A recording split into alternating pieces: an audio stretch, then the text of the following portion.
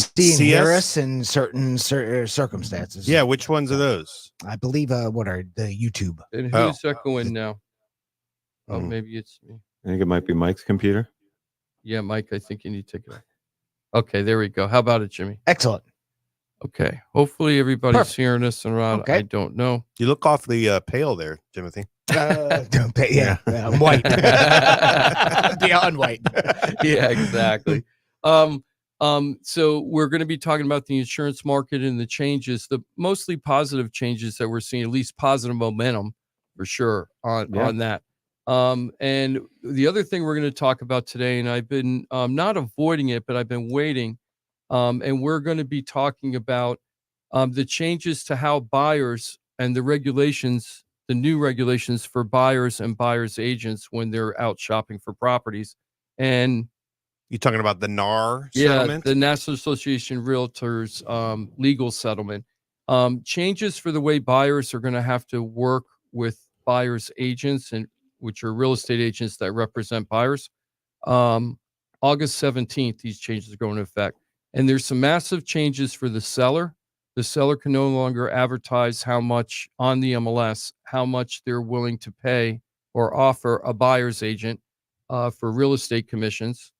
And buyers agents are not allowed to show a property unless a buyer automatically, before they go into the property, sign an agreement that they're hiring that agent to work with them. So if you don't have that document, you can't get into the house. So the buyer is going to have to sign something with some type of agent to go into almost any house they want to see, whether they want to work with that particular agent or not. So, not like an open house. Open houses are it depends. If it's an open house and the agent's with them, yes, document. If it's an open house and only the listing agent is there, then they don't necessarily have to sign the document, but then they're unrepresented. They're being represented by no agent whatsoever. They're going solo. Okay. But it's cool for them to just show up on a Saturday and this house looks like it. They could do that. Yes, they could definitely do that. So these changes are really going to impact the industry. I'm not necessarily saying that it isn't a lot of the things change at all. No, there's the fact that the documents that they're working on is definitely going to be changed, and there are going to be changes because of the way that the properties are going to be listed. It's so crazy right now. I am not allowed anymore to say, let's say you might want to. Well, we'll get into this in just a little bit. Let's talk about a couple other things, but we got a lot to talk about with this week. I feel like we could do the whole show on that. Yeah, it's well, next week what I'm going to be doing is I'm going to actually read all the new documents that they created that must be signed, that are different than traditional documents that we've been signing, since I've been an agent, and we're going to switch that over. So next week we're going to talk about the changes to those documents. And just so you know, hey, thanks PF for letting us know that that all our streaming is working again. Sorry about that, everybody. Okay, so let's see. The first thing I wanted to talk about was some of the property issues for subdivision. Remember that good news for people that didn't that had trucks and they weren't allowed to park their truck into the HOA communities? Does anybody remember that? Commercial vehicles, there might be restrictions on commercial vehicles or like vans or whatever with vinyl or painting or whatever advertising the business. Or even pickup trucks. And sometimes it's pickup trucks, and sometimes it's the size of the pickup truck. Sometimes like a quarter ton will work, but a half ton won't. Or tonnage sometimes matters. Yep. The type of truck. There was a community I just sold. They did not allow trucks. What about Cybertrucks? But they allowed like big four-wheeler SUVs that were bigger than most quarter ton pickup trucks. No problem with that. Yeah. Just because you just can't cut the back off of it. Yeah, don't cut the back off, right? So I guess the Tesla would work, right? That thing with the closed off. But anyway, so I had one of those, and I just had I was listing the property, and a buyer came in and really wanted to buy that property, but they had a truck and they weren't allowed to park there. So I was thinking, well, that's the end of that deal, right? And the buyer bought it anyway, and he was going to take his personal truck. It wasn't like a work truck, yeah, and park it like a mile and a away. half away or something and park his car there. And he signed an agreement with the HOA that he was going to do that. And I'm thinking, I would never do that in a million years, but live and let live, right? Sure. Well, then we found out that the regulation was changing and everything okay? No, exactly. sorry. Because that's what I thought happened with the legislation that was just recently signed is it limits the HOA from making those regulations. Go ahead. I'm sorry. And I'm sorry. I was just reacting. Spoiler alert. Well, not only that, I didn't introduce Jimothy because I'm doing a bad Johnny Oh, yeah. C thing. No. And then, of Don't worry course, about we me. have Don't worry that's about me. Jimothy, our producer has been with us almost 13 years now. I really appreciate And you being here all the time. He craves that acknowledgement. Like he really needs people to know I that don't he's know why behind the all scenes three of you are not pulling the string. bowing. Timothy. Exactly. How could I forget to mention? I'm sorry, Jimothy. But so there were legislation passed to stop that shenanigans, if you will, from the truckers' point of view, right? That they were opening this up. Well, this is Florida. And this is like condo commando world, right? And do you really think that in Florida, things are going to go through that smooth way? Yeah. So this poor guy in Sarasota, he was so happy that he got to pick his personal pickup truck. It's one of those what is it? It says like the 4x4 on the side of it, but it's I think it's a Ford, right? I don't know if it's a Chevy or a Ford. I should know that, but It's probably important. But anyway, it's just a regular truck with no signage on it or anything. It's just a normal, like I would guess it's about a half-ton pickup truck. But it's got some kind of graphic on the side. Actually, it was a Chevy Silverado. There we go. Okay. Good and truck. He was all happy because now he's going to be able to park the truck into his driveway. Now he lives in a community where he has a garage, but the truck is too high to get into the garage. Wow. So he wanted to park it in the driveway, but he found out after he moved in, you're not allowed to keep your truck parked in the driveway. You have to put it in the garage. So then he was putting his truck someplace else and then commuting from the truck to his house all the time. He was all happy. HOA, we're not letting you do it. And they're fighting it pretty hard right now. And they're not letting him park his truck off of premises? No, they're not letting him park the truck in the driveway, even though July 4th, that's what the rules said. The new regulation said you're allowed to do that. HOA says, well, we're not believing that rule, so we're not following it. We don't believe that rule. So basically what they're saying is that is a very they feel like they're exempt. That's a very HOA thing. It's so HOA. It's so HOA. I'll tell you what's funny. I talk to a lot of people sometimes, and I'll ask that question, like, I don't do the whole what features of the house are you looking for, but it kind of generally, are you trying to get a single family? Are you looking for a townhome? Are you looking for some HOA, no HOA? And there a lot of times people who lived in HOA before, they're like, no HOA. I'm not doing HOA. I got to go someplace. Definitely no HOA. I'm like, okay, understandable. I get it. And it's because it's stuff like this. This stuff. Can't paint your house a certain color. Yep. You can't do this. Put plants in that you want to put in and things like that. Sometimes that's a feature, not a bug, right? Like sometimes that's a feature of the system. And some people want that. They want that uniformity. I lived in one of those. What was the name of that show? Desperate Housewives. That like those kind of communities. I never watched it. I'm familiar with it. I didn't really watch it either. But like that community, like those like a gated community, Stepford wife community where everything was just to say, like I lived in that McMansion thing over in Wellington. It was like that community kind of thing. You know what I mean? All right. And can you pull any other? And people old liked shows? it. No, but people liked that because it was every house looked exactly the same. Every yard was cut the same way. I think the idea is it's beautiful, right? Yeah. And it keeps it looking nice, and it keeps the resale value and all of that, and security, right? Gated communities, very popular down But there. if Mike wants to start ripping out the transmission of his truck, I can't have my truck on jacks in the driveway, right? Like that's not allowed. So you're on cement blocks. That community would drive you crazy. Yeah. So to each his own. But this guy, he just wanted a break to park his truck in the driveway. It isn't like some big fancy truck with all this signage on it or anything. It's just a truck.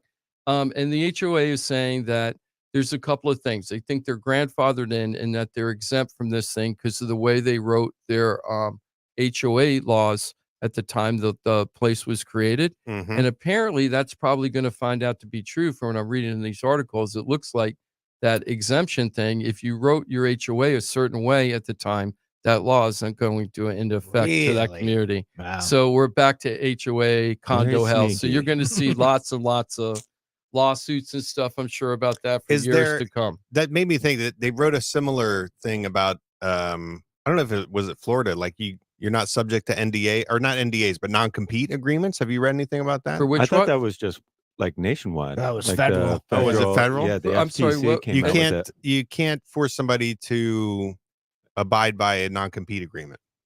Oh, I didn't know that. And I'm wondering I if didn't there's hear maybe about there's that. some grandfathering in because of an existing contract. Like, I don't know if real estate agents, do they have that where you can't, maybe if you, Yeah, maybe if you were to there's like not- open a there's KW non- branch, There you is can't. non-compete clauses for that Yeah. kind of things and Yeah. stuff. And if you got a big team, it could be like that too and stuff like that. But then here's the thing. So I feel bad for that poor guy, right? But then the article goes on to talk about all these other people that want to park their vehicles in their driveway just like them, right?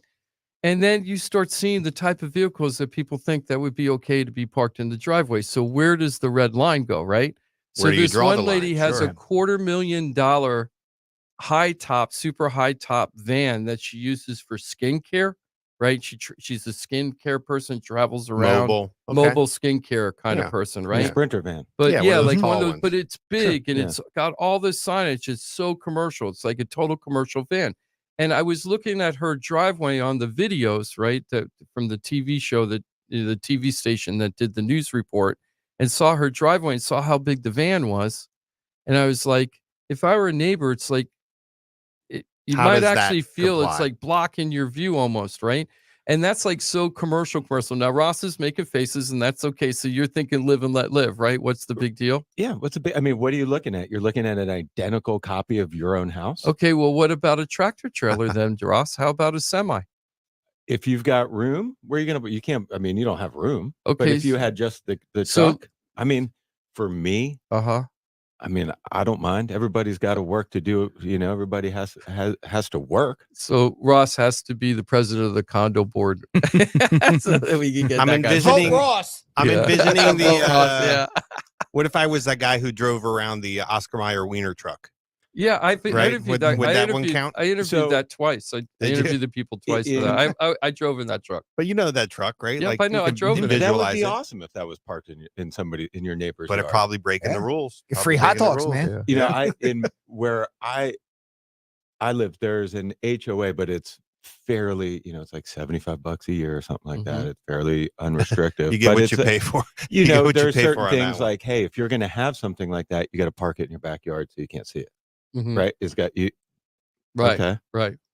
Right. I mean, if you can put something in your yard, you know, something like that. Okay. But So it's gonna be pretty interesting. That law, I was all happy for that law because it makes things so much easier as a listing agent to not worry about that. Yeah, there's Those regulations. a lot it of makes times things a lot people when easier. you're buying, especially like condo communities, but HOAs, sometimes they have rules on top of, you know, regular Mhm. county or whatever ordinances that are restricted. Sometimes it's based on LTV, like so loan to value. Like if you want to buy in this community, you have to do 20% down on your financing, which I always thought is to me, it seems like a blurring the lines type of regulation as it relates to, like, in lending laws, you can't do that type of discrimination. Like, oh, we're doing loans for you because you don't have enough money. Right, also, like- I mean, if you don't care if somebody has a criminal record. No, Right? certain. No, But the would HOA never does. even ask that. Yeah, Yeah, the never HOA even ask cares. that. Yeah. And they might have minimum credit score requirements. And the idea is the HOAs don't want to go through a foreclosure disaster like we went through before, and they think they're protecting against that by restricting people who have a lackluster credit history or don't and- have enough money to come in with a big down payment. And I always thought those were kind of discriminatory in some fashion. Yeah. And how do the HOA gets away with it? But I guess it's because they're a private entity and they kind of set their own rules. But That's why like 55 and over is okay. Right. Yeah, The same exactly. concept is the Right, age. 55 over. Right. you can't do age discrimination, but they're a private entity. They're like a club or Mhm. whatever. Right. So, but this it's things that you have to worry about as a buyer's agent and things you should be worrying about as a listing agent, pointing those things out so that the whole idea is you don't want to be in a contract that can't close. So these are the things you have to think about. So now another one, right? Yep. It's What kind of vehicle do you drive? yeah. Do you have exactly. how heavy is your dog? right? Oh yeah, you have to do. You have Yeah. to Yeah. deal What with kind of that all pets the are time. Yep, allowed? Yeah. Yep. I mean, I get it for like structural, and you don't want to. Somebody decides to paint their house rainbow. Like I understand getting those things approved, or Yeah. something like that. But I don't know if you want to drive your car. I don't think that's a big deal.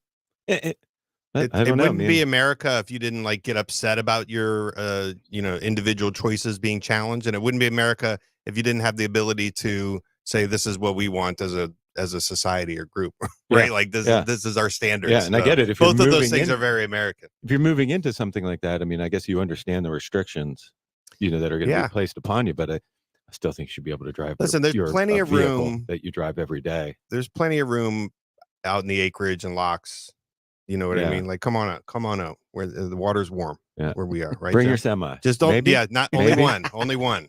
All right, we can still bring our semis Yeah. out there. I don't know. All right. No, That was a it's big deal. no, it's still a big deal, and it looks like they're not going to win that fight right now. The semis, and if you're one of those people that own the semis, and now you're being blocked from living there anymore with the semi parked in your yard, and that's like a very big deal for you, give us a call. We'd love to talk to you about your options on what to do in that situation. So we'd love to talk to you about that. We'll find places that allow you to live and park Yeah. in other parts of the county. We'll help you find that if you need it. I also know of a really good place on Lantana Road where you could park the trailer, Little West Lantana, where you could park the trailer so that you don't have to deal with the things. It would still be a little bit of commute. It'd probably be a half-hour commute out to the acreage. Oh, From there. So it's a place where you can park Just it. to park the truck, right? I know people Yeah. are trying to avoid the cost, and that's why they want it on the property. And the Yeah. reason why they're doing that out in the acreage is a western community west of West Palm Beach.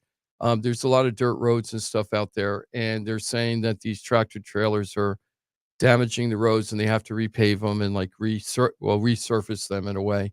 And also, they're worried about safety for the traffic because the amount of residential cars going over there is growing and growing and growing. If you have any kind of real estate questions, we are live. It is July 22nd. 20th. Yeah. Close. Back to the Yeah. future. Yep. July 20th. And we are live. We'll take any questions you have on live on air. All you have to do is call 877-927-6969. Jimothy will pick up the phone and ask you what you want to talk about and get you on the phone. Mhm. We're not really pre-screening you. We'll take any questions that you want on air. But so give us a call. Mike, I had a call right before I got sick. I had a call from one of our guys who call in the show all the time, Jay. And he called and he was sounded pretty concerned. Maybe it was me on the beginning end. Jay, who just bought a house? No, this is a guy who's called us multiple times. All right. I think he's called for all kinds of things. He's got quotes from Ross. He's talked to me Nice. about refis. Sure. Anytime he has a question, gives us a call. And he was concerned because he lives in the Wellington area. And he said that one of his neighbors, who was a seasoned real estate person, put their house on the market, and he found out that they had just closed. And the drop was almost, I can't remember exactly, but it was either 8 to 10% or 10 to 12% drop from the original list price.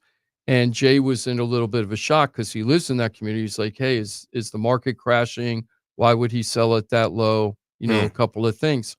And we're going to start seeing this happen a lot more in the future because the market is softening up a lot. And we're going to talk about that. There is a way where it can harden up again, but right now it's starting to get to be a very slow market. And so price reductions are something you're going to see more not of. Just more, they're everyone incessant. Oh.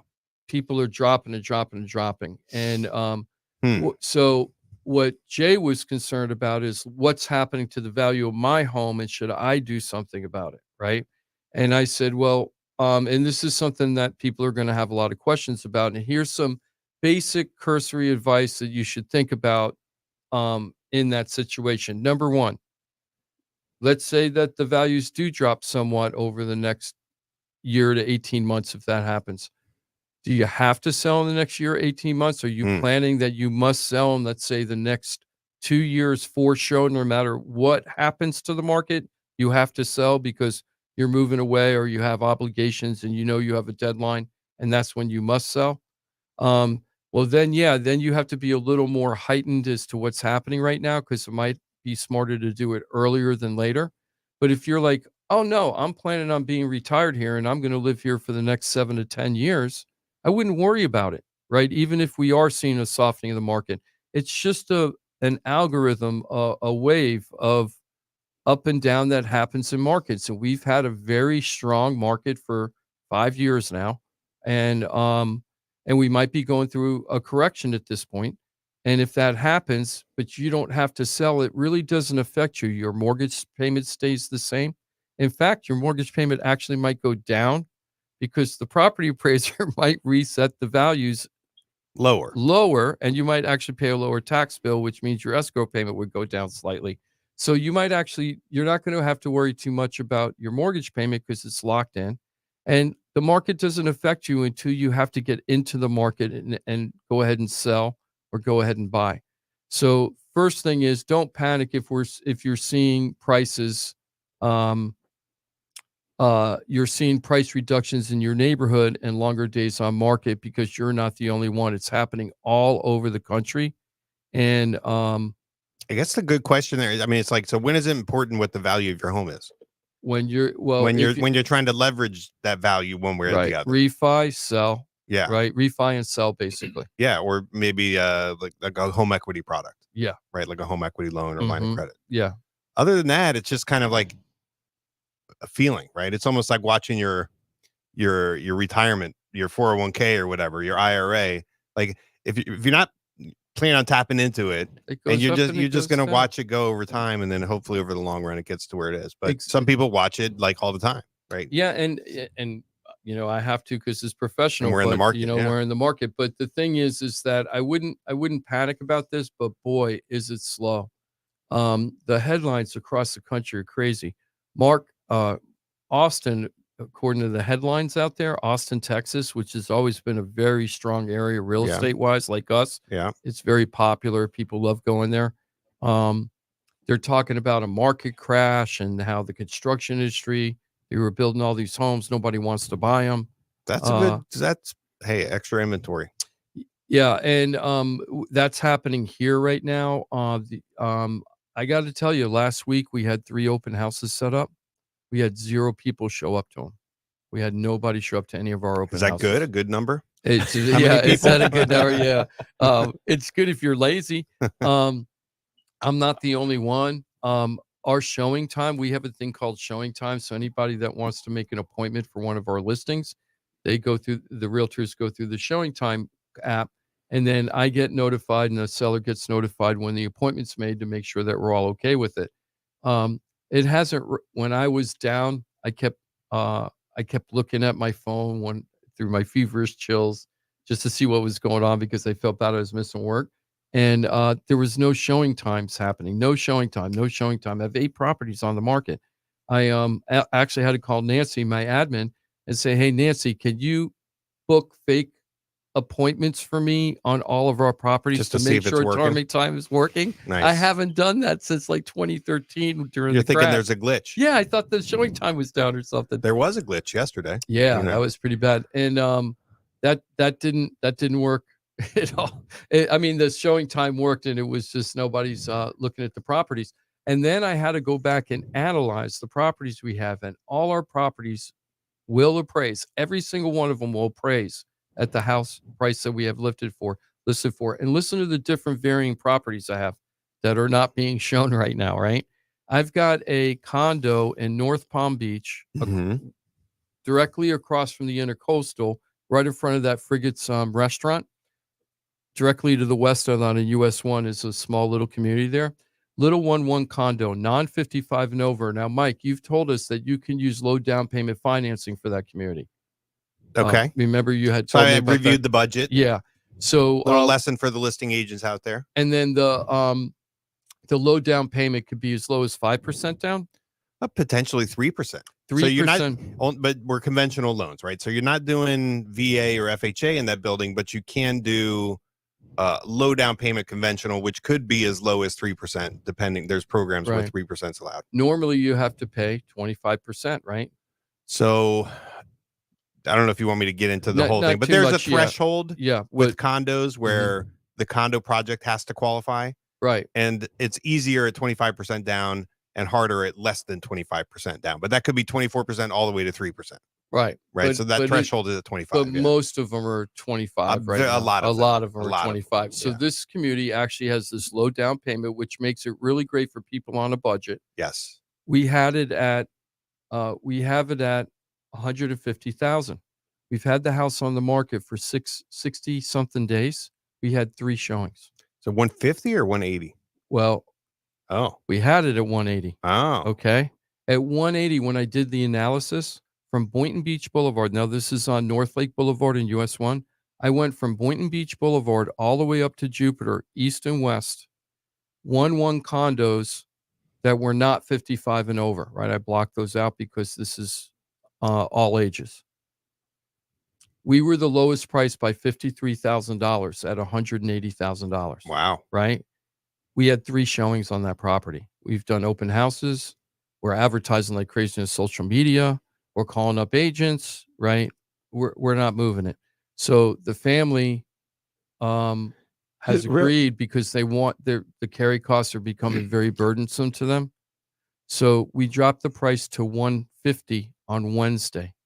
Now we're $83,000 below Mike, real quick, the lowest 1-1. What is, if you just had, assuming minimum down payment, a decent credit score, roughly, what do you think their mortgage payment is? Like the difference between the 180 and the No, 150? just 150. Just curious. Or 180, 150. Do 150. All right. Do 150 with 5% down. Just curious. Principal and interest. Geez, I need glasses. $950. All right. So your HOA is probably 450. No, that is one of the issues. I think it hasn't sold because the condo fee is $747 monthly. So it is on the higher end. But I checked that too. So I put that in there where the HOA fee, the condo fee had to be a minimum of $747 or more. Okay. There were 17 of those properties in that area. How much and we were still the lowest price by gobs. How much is a 1-1 to rent? $1,800? Right. You know? Yeah, exactly. I In would- that neighborhood. And you can't use this as a rental. So it has to be for somebody who wants to move in. This is an affordable move for somebody looking on a budget that doesn't want to fight with rent. You're right. To get yourself into owning a property. And here's to get into the market. Yeah. Now you're in the market and you're starting to do it. I think the big story that I'm hearing. So if you get a price, like we talk about a lot, if you're a buyer, and there's been a lot of pressure for buyers over the 3 years, just as far as affordability. But this is the moments that you should be looking for if you're an active buyer and you're just priced out for whatever reason. So that monthly payment just ends up being too high. But this is where we say, if you're watching it and you know your numbers and you're targeted and you're like ready to go, you're just waiting for the stars to align. This is the star alignment moment. This perhaps. This is crazy low. Like the condo board's in good shape. That's why Mike is able to get the low down payment. This is not a condo that's in trouble. They just painted all the units on the outside. They have a community pool. It's got a nice screened-in back porch. It's in a fantastic. I know exactly where. It's a great neighborhood. The dining and the shopping, everything is convenient there. It's a great little steal, and we do have a showing at 11:15 today. So the agent might be listening right now, but we do have our first showing. But that's what it took to make it like crazy low. But that $30,000 price reduction is a little bit under $200 a month on the payment. Mm-hmm. Just with that change there. So this is when I'm talking about the stars aligning, like, hey, I've been looking at this community and I need the combination of price and interest rate to get me into a payment that is this number, right? So that $200 could make the difference from a budget perspective, from a qualifying perspective, right? Like it's that, and you wouldn't know that unless you are kind of getting pinged on the homes in the neighborhood that you're targeting, and you know what number you need to be at, and you have the ability to calculate those things on the fly, which is what we provide for people. And this is where we say, like, it's okay to wait as long as you know it's a targeted wait. You know what you're waiting for. And these are the things. So when you're talking about price reductions, like, you should be, if you're a buyer, you should be really, really watching what's happening, and being able to calculate numbers on, like, real time. Because if it's set up with you, if there's a price reduction in their neighborhood that fits their criteria, don't they get an alert? Yeah, they would get a pop, right? Yeah. And here's the thing. We're in a situation right now. Everybody's so focused on the interest rate, and interest rates are super important. Don't get me wrong. But right now, buyers, instead of just focusing on that myopic, what's the interest rate? You want to buy a house? What's the interest rate? You want to buy a house? What's the interest rate, right? What they should be thinking is that's one of the concerns. Well, the interest rates, they have gone down. We're going to talk a little bit about that. We've seen some relief. Yeah. But even though that we're historically high, for recent times we're historically high, they should be looking at, wow, look at all these price drops. Look at the days on market. Look at all these motivated sellers that are willing to offer incentives now, right? And all of those things, that wasn't happening 4 months ago. It wasn't happening.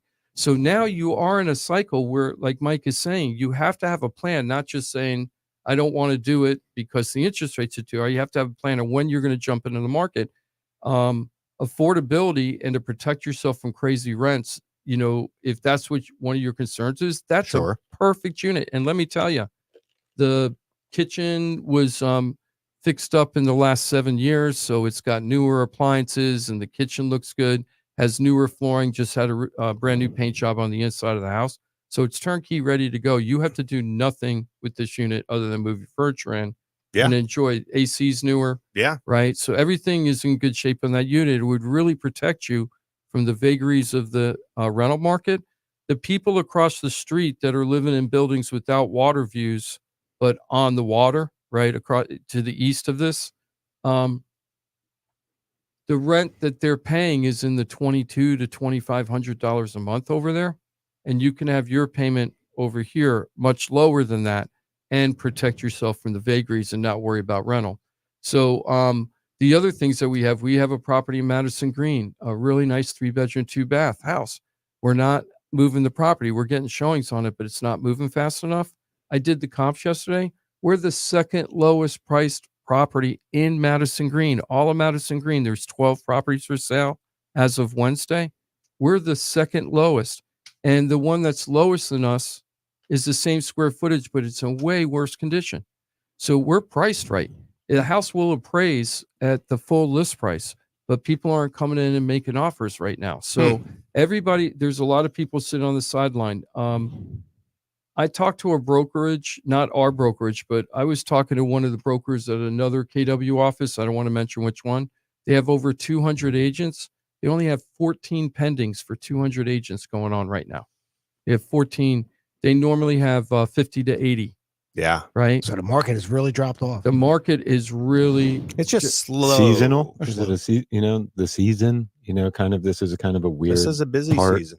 Is it? This is supposed to be the busy season. Now, my coach, Dan, we talked about it yesterday, and Dan DeMott has been on our show once or twice, and he deals with top agents all over the country. So I love talking to Dan because and the state.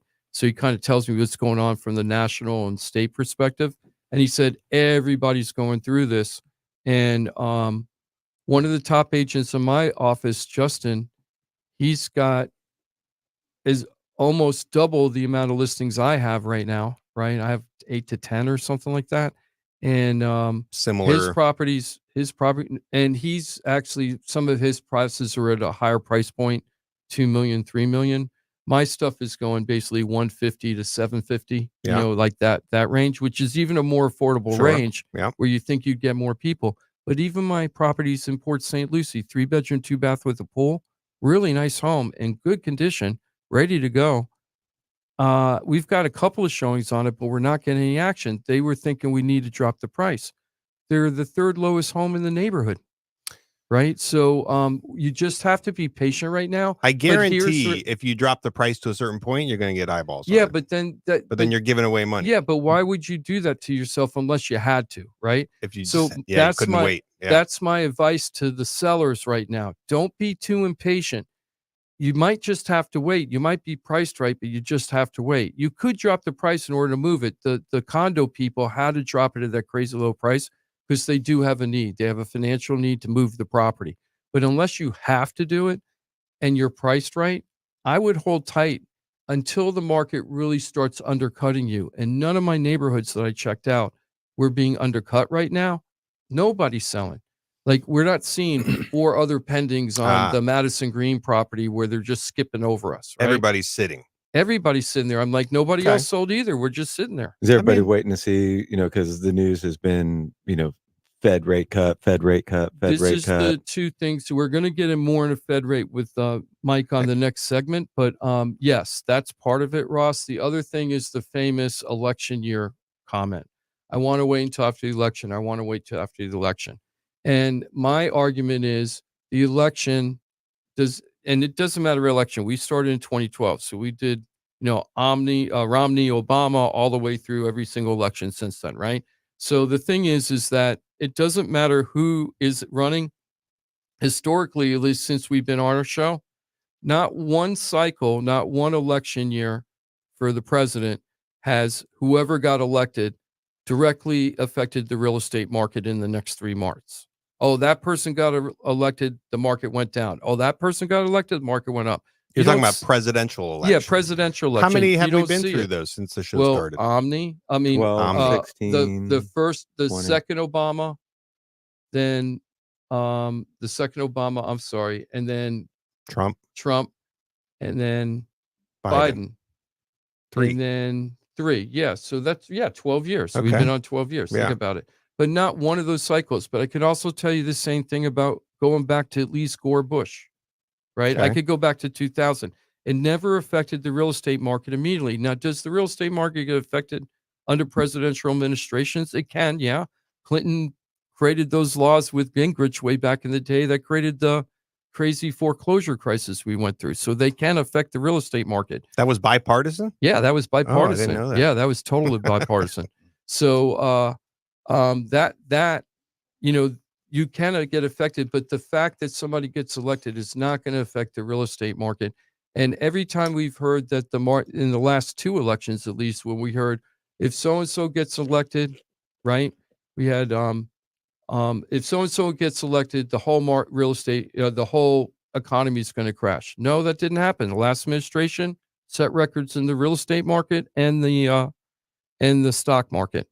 This administration, real estate records at least in Florida, in the real estate market and the stock market.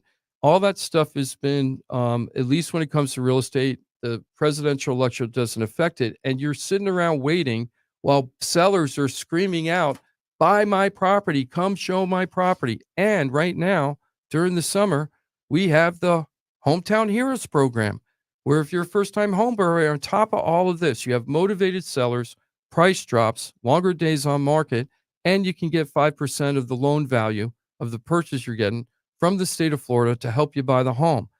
And you can still use credits from the seller for other purposes in the purchase, which we'll talk about, Mike, later. So this is a great time to be a buyer right now, believe it or not. It really is, as long as you can afford what you're looking for. And it's definitely a great time to be a buyer who's watching for conditions to be right, because those conditions could become right for you. I'm telling you right Yeah. now, for many, many people to right now, because there's a lot of people out there that don't have strong agents, and this is what they're doing, because I'm watching in the neighborhoods, because I'm in 3 different counties, right, at all different price points. Some of these people, they've been on the market 30 days, 25 days, they're not getting that many showings, and they just automatically drop the price, but they're still there, and then they drop the price again. And then they drop the price again, and now they're on the market 90 days, and they've dropped the price 3 times, and the market and the pricing in the neighborhood hasn't changed. And this might get into like what you're talking about with the 10,000 seller concession. Like those type of things, which we have traditionally through the years always said, hey, if you can, maybe you can negotiate with the seller, get some help with your closing costs or whatever it is. And now this market is one of those where that's a real possibility, much more than it has been in recent years. Some sellers bring it up to me. They want to put that as an advertising point. Yep. Yeah, I like that. So I'll tell you what, we're doing everything a little crazy. So do you want me to wait to the top of the hour? That's fine. Or do you want me to break now? You can wait. I can wait. Yeah. Okay. You're in the middle of a conversation. You don't have to stop. So let's talk a little bit about the interest rate since we're here. So Mike, I'm pulling up the 30-year mortgage rates, Freddie Mac, because I don't have it memorized this week because I'm still. Well, we should do it. When's the last time that we were on live? The 3 weeks the ago? weekend before July 4th. All right. That weekend. Sorry, guys, I'm embarrassed to say that. Oh, geez. It's either May. Sorry. What'd you say, July? It was going to be June, like 20. July 3rd. 6.95. July 3rd. Okay, hold on. Let me. I'm missing it here. Okay, July 4th. Okay, 6.95. July 3rd, 6.95, and today we're at 6.77. So not quite a 0.24, right? 0.2. 0.2. 0.23. 0.23. No. Wait, what did you say? 695? Yeah, 695. So it's a 0.18. Oh, point, not even a quarter point. Okay. Almost, yeah, but you know, it's better approaching a quarter point. It's better than we were at 722 back in May. We were at 722. So yeah, end of May 17. So now we're down, beginning of May. Yeah, so we're down a half a point for May. Yeah. Right. So we're down a half a point for May. So we just had a half a point drop since May, and nobody knows. Right? Like nobody's realizing that we had a half point drop. Everybody's waiting for the Fed. Now, this is the funny part. Okay, this is the thing when we talk about Fed. So first we talked a little bit about how the election supposedly is going to affect people's decision of whether they're going to buy or sell their real estate. Okay. So now let's talk about the Fed. Everybody's like, well, we're going to wait for the interest rates cut. We're going to wait for the interest rate cut. And you're going to say something, Mike? Yeah, I was going to say like everybody's waiting. I think buyers are waiting, right? Not sellers necessarily. No, you know, because sellers are buyers too. No, well, partly, but also sellers are thinking, oh, then we're going to have bidding wars and my value of my house is going to go up. Which could be true. We're going to talk about that. I don't know about bidding wars, but certainly more buyers out there. Right, but they think that we're going to see, they're thinking COVID surge, like a crazy COVID time, where people were saying, no inspection, just give me the house, right? So here's the thing. With the interest rates, with the Fed cut, I believe now pretty confidently that they're going to cut the Fed in September. I never really wavered off of that. I thought it might be, I said maybe late summer, September, pretty much likely. I remember saying that back in March. By the way, I'm getting transcripts of all the shows now. So I'm going to go back and go through this figure it out and figure when I was right. AI to when you were right or I was wrong. Yeah. But so I heard someone else tell me that they're pretty sure the Fed is cutting in September. And I'll tell you what, I am not convinced yet. I'm not convinced that they are. So let me tell you the reasons I think why, just super short. Increasing unemployment. We went up almost a whole point over the last couple months, right? That's about 1 million jobs, 1.1 million jobs. That's the first thing. Second thing, consumer spending doesn't seem to be as fierce. And that they say that inflation is still tamping down and that they think that we're in the twos. We might not be 2.0, but we're floating around in the twos somewhere. 2.8, 2.9 maybe. Right. So all of those things. So they're targeting 2. Right. So, well, they said 2. Maybe this is 2-ish. Could have been 2-ish. 2-ish, right? 2-ish. It's got a 2 in front. I think like the rates are down as of the past few weeks, right? Kind of that's because of, I think, just general market optimism. And I think the presidential goings on are influencing market optimism because you're seeing those in the market too. And so then all of a sudden the consumer spending, which you think has been slowing down, picks back up again because people feeling optimistic. So maybe they're going out to dinner or maybe they're finally getting that thing that they wanted to get. And And so I think you'll see that inflation number holding, not dropping again towards that 2 number. When is the next one coming out? Do you know? Yeah, I don't know. Okay, I don't know either. Yeah, I just think they're going to look at it and they're saying, hey, guys, I know it feels like we've made progress on inflation, and we have. We're still not 100% where we want to be. But even if we were where we want to be, why would we reverse course? well, That's what I'm I've thinking. been arguing that ever since that was me talking about the ping pong, up and down, up and down. You know, that if you drop the rate, you're going to heat up the economy, then you're going to have to raise it again and drop it again and raise it again. Yeah. If you could do that ping ponging thing, but I felt like the numbers. To me, I felt like the numbers. They're The going to go timing's ahead right. and do the cut. Yeah, they always had, even at the September was always a month that people talked about for sure. So, but let's say they do have a rate cut. Yeah. Here's my big thing. Yeah.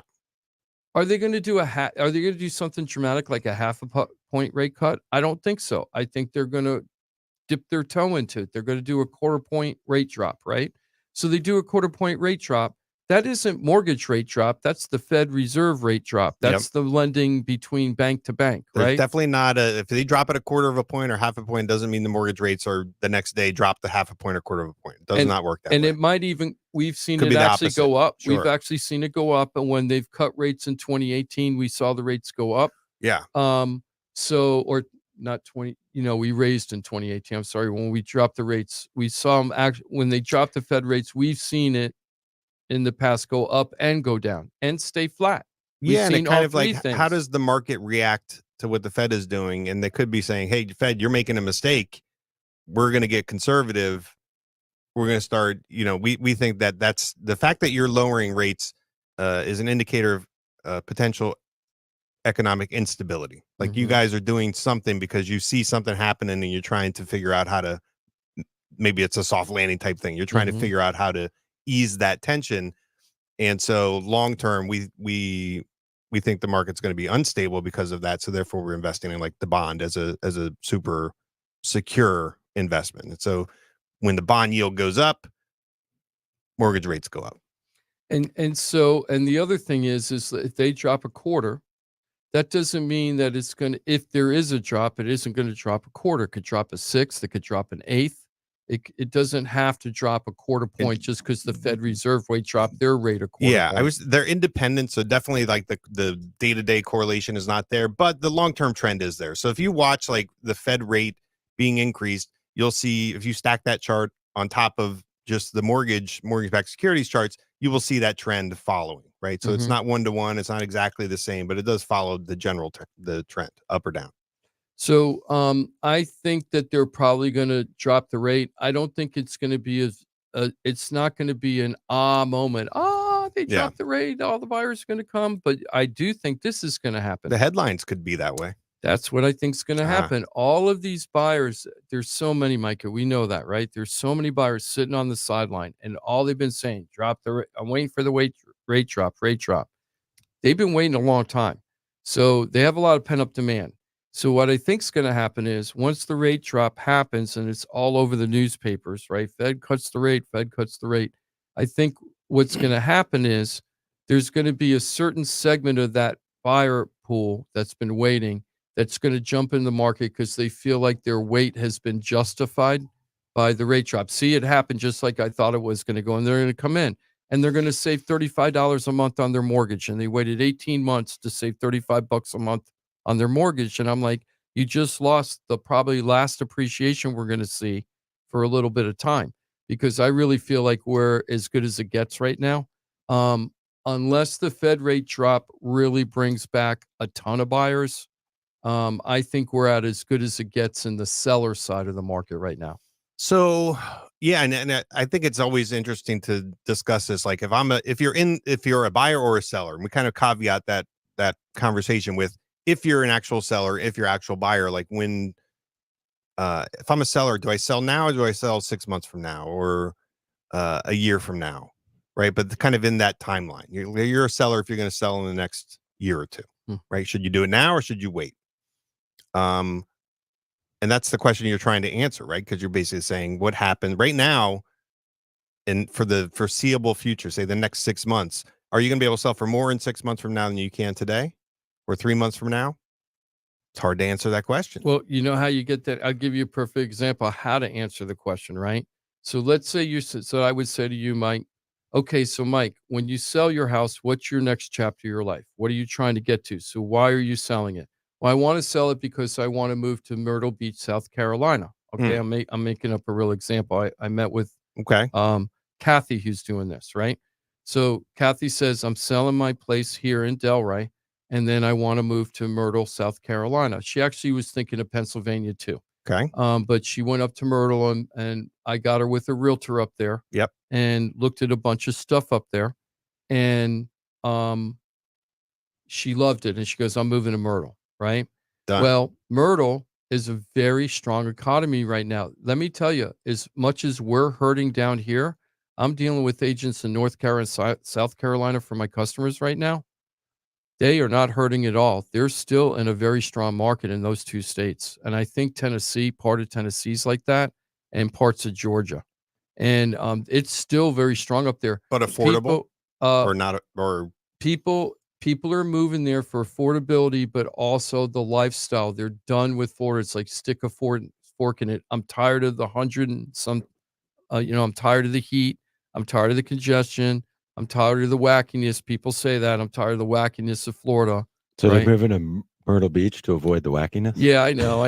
So it's just going to be, I know, exactly. So Congestion. I don't want to Yeah. lose our That wacky. I love the reputation I of mean, being isn't wacky Myrtle in Beach Florida. just Orlando on the beach? Yeah, it is. Right. It's nice. and a lot of Yeah. us, the wacky people, are going up there doing the same thing she's doing. Oh, It's like, don't you exactly. bring in the wacky with you. You're Yeah. bringing wacky with you. So So what's So the the thing is- advice to her? Is she buying up there? She's well, going to so rent. my advice in that case is, and right now, as we're talking today, knowing that the market's slowing down here, but the market's still super strong up there, and there's bidding wars, and there's still bidding wars and stuff up there if the property's right? Yeah. So what I'd be saying is you're weak here and you're weak up there because you're weak as a seller here and you're weak as a buyer up there. If you really want to do this and you want to do it now, you better do it now because it's probably going to be for a little while, at least as good as it gets for the sale of your house. And you don't want it to get any worse up there. So get your house sold here so you can get into the market up there and get your toehold and get it locked in. Right. I think if you're definitely Now, a seller, if you were moving to an area where the market is just totally neutral or very slow or in a negative, Austin. okay. Let's say somebody says, "Hey, I want to move to Austin. I'm moving from Florida to Austin." I'm like, "Okay, so you're moving from week to week, right? Because Austin is going through what we're going through.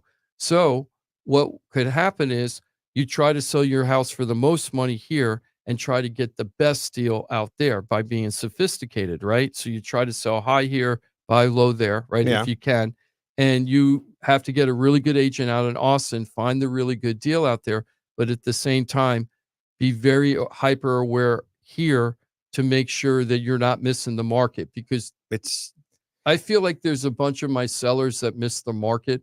If they had sold 6 months ago, their houses would be gone right now and probably at, I don't know about higher price than we are now because none of the neighborhoods are really declining yet.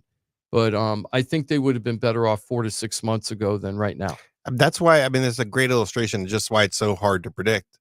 And I would say if you're a buyer and a seller at the same time, regardless of where you're going, you essentially, if the market improves for your sale, it's going to be harder on the buy side, right? So you just like, unless you can find that spot where it's like the sell market is stronger and the buy market is weaker and it's getting weaker and you can like really time that and like be right about the timing, then it just kind of makes sense to what if I sold now today, Jim, what can I expect? Okay, good. I got that number. If I'm buying now, what can I expect? Okay, I know how much money I'm going to need, type of thing. Exactly. And I don't think any of us, we're professionals. We're in this day in and day out. The average homeowner is probably not as in tune with the market as we are.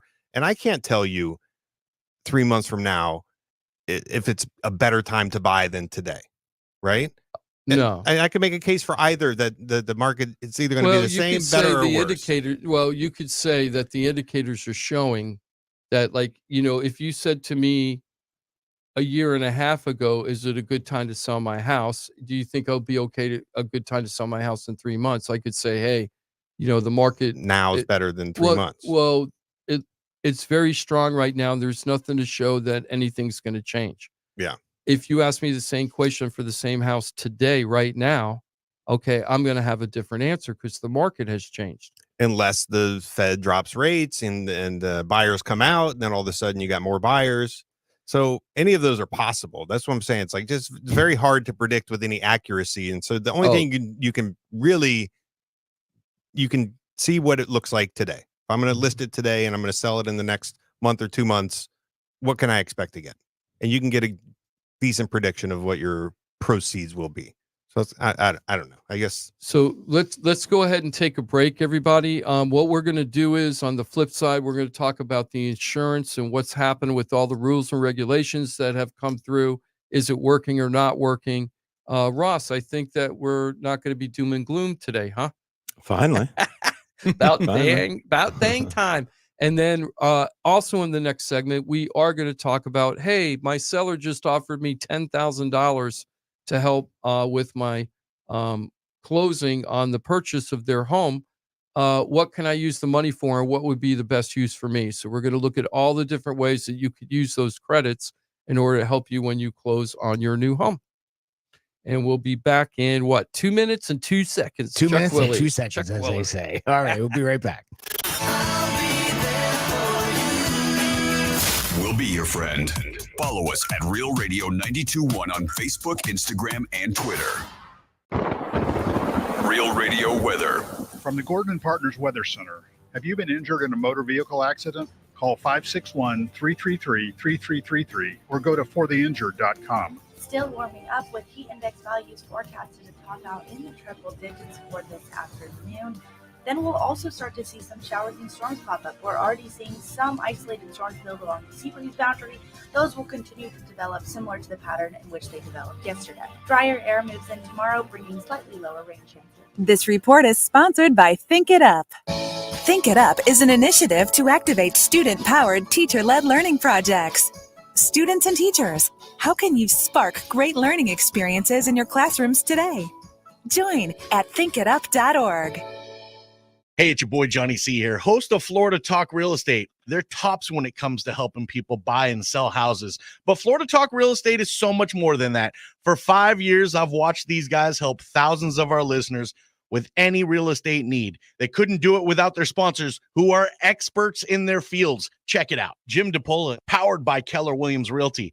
Their team specializes in helping people sell their house for top dollar, and buyers get great deals on the purchase of their home. That's what they did for me and my family, and I couldn't be happier that I hired them for my real estate transaction. Mike Rauch from the mortgage firm is one of our favorite guests on the show, and he is the mortgage guy. Whether you're looking for a refi or a mortgage to purchase a new home, Mike Rauch will get you the answers you need. The mortgage firm is licensed to do loans in Florida, Alabama, Tennessee, and Georgia, and they have local offices that cover all of South Florida. So if you're thinking about a refi or a new mortgage, go to the mortgage guy, Mike Rauch, and find out what he can do for you. The Mortgage Firm, Inc., NMLS 189233, Florida license MLD 78, equal housing lender. The law office of Paul A. Krasker has been specializing in real estate law for nearly 25 years and has the professional team you need. Upside down with your house, Paul's team can help you conduct short sales, loan modifications, even if you're behind on payments. They also help you with foreclosure defense and bankruptcy. They can even help you get a student loan modification and repair your credit to get the score you need. Paul's full-service team has helped thousands of our listeners, and they can help you too. Trident Title LLC is the largest privately owned title company in Florida. When you need a title company to complete a refi, home purchase, or sale, Trident Title has got you covered. Not only do they offer competitive pricing, Trident Title has attorneys on staff to make sure if you have bumps in the road declaring title that you can get the job done. Beware, not all title companies in Florida have attorneys on staff. Trident Title does and complies with all the new federal regulations released last year. Ross Komarinetz, owner of Brightway Insurance, has been helping our listeners get great rates on homeowners insurance plans. Haven't checked your homeowners insurance policy in a while? This is a great way to help reduce your monthly mortgage payment. Ross can also help with renters and auto insurance. Ross is only a phone call away and can usually get the answers you need same day. Call Ross today at 561-425-6228 or drop by his office at 873 Donald Ross Road in Juno Beach. So now you know why I'm happy to be part of the Florida Talk Real Estate Show, the longest running real estate show in Florida. And all these sponsors are just a phone call or a click away. Just call 888-973-7828. That's 888-973-7828. Or go to floridatalkrealestate.com. That's floridatalkrealestate.com. And don't forget to use the most accurate search engine to find your new home or ask for a free home valuation because floridatalkrealestate.com has you covered. That's floridatalkrealestate.com. From the Anajar and Levine Accident Attorney Studios. Have you been in an accident? Call Anajar and Levine Accident Attorneys at 1-800-747-FREE. That's 1-800-747-3733. Real Radio 92.1 is WZZR West Palm Beach, an iHeartRadio station. Listen on your free iHeartRadio app for all your music, radio, and podcasts. Free never sounded so good.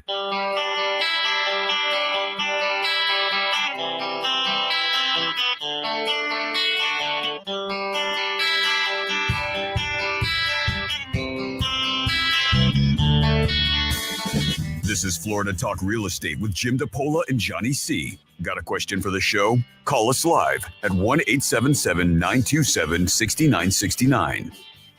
That's right. This is the Florida Talk Real Estate Show. Mike almost became Johnny C because I was trying to do some stuff on Facebook and YouTube, which we are live streaming on, and also the iHeartMedia app. So if you ever miss part of the show and you want to catch all of it, just go to Florida Talk Real Estate on Facebook, YouTube, or the iHeart.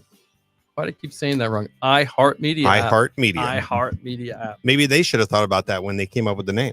Yeah. Why did they put the little I and then the big H? I don't get that.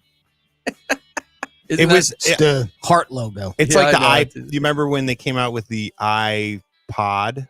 Yeah. That was like the beginning of the I know the whole I thing. Yeah, so I know. iHeartMedia. Okay, so we're going to talk a little bit about insurance in Florida, which is ground zero for all the problems that we've been having with insurance nationally. All the problems. Problems, right? All the problems. Thanks, insurance. But we're going to start off first with, and most of it today for the insurance is going to be good news. And let me start off with good environmental news that's going to help the insurance industry, hopefully, and all people that own houses, is that we're getting a plume of Saharan dust that's coming over this weekend, probably here right now, because when I woke up this morning, looking at that beautiful ocean, it did look very overcast, but it didn't look rainy. Oh, maybe that's the Saharan dust that's coming over right now. Okay. So there's this plume of Saharan dust that that is between 5,000 and 15,000 feet above the surface, land surface or water surface. And that is going to dry out the atmosphere, which hopefully this weekend will keep us storm free. So it absorbs. Yeah. So the moisture. theory is it absorbs moisture, and that helps not form hurricanes. So tropical storms and hurricanes. But I got to tell you, yesterday, you live in my area. That storm yesterday morning, like from 3 o'clock or in the morning or whatever until 6 o'clock. Was that crazy? Yeah, that thing came down hard. Oh, and the lightning, it was lightning after lightning after lightning. I mean, it just never stopped. It was amazing. You saw it too? As well, yeah. What are you guys doing? I sleep between 3 and 6 in the morning. What are you guys doing? It was loud. I was waking up. Yeah, I was waking up. It was a big deal. So it was fun. It was beautiful too. It was beautiful to watch. Just awesome. So anyway, so the good news is we, hey, Sahara, keep blowing that dust over here. This isn't the first time we've talked about that this year. So we like it. Yeah. So keep blowing the dust over here. We want it. Okay. Did the car wash places love it? Apparently, because they said that your car, they said it's going to mess up your car. They call it dirty rain. No rain. Oh, dirty rain. Okay. No, dirty rain, not acid rain, dirty rain. Remember acid rain? Oh, yeah. Uh-huh. So, okay, now property stuff. So, do you remember Ross, the song Acid Rain? No, I don't know the song Acid Rain. Wasn't the dude on Stern back in the day? He had that song "Acid Rain." I don't remember that one. Yeah. I was never a Stern person back in Oh. the day. Oh, So, Ross, you and I had read an article in the Palm Beach Post this past week talking about the effects of all the regulations to help solve our high home insurance costs. And what were some of the highlights that you read in there? Is like, yep, I'm experiencing that in real life as a big insurance broker down here. Well, one of the things it did is it really cut down on the amount of claims. Mm-hmm. Those roof claims, which is what really caused all these drastic premium increases. And so we've seen not only we've seen a couple carriers where the rates have come down, at renewal, but mostly it's staying kind of flat. We're not seeing those enormous rate increases like we've been experiencing over the last 4 years. I had a conversation with a carrier, and they said that they were in March or whatever last year when it went into effect, they were averaging about 450 claims a month. Now they're down to 150. Wow. Okay, that's excellent. Yeah, so that's working, and that's exactly what it was designed to do, was to, hey, let's we can't just have these insurance companies pay for attorney's fees.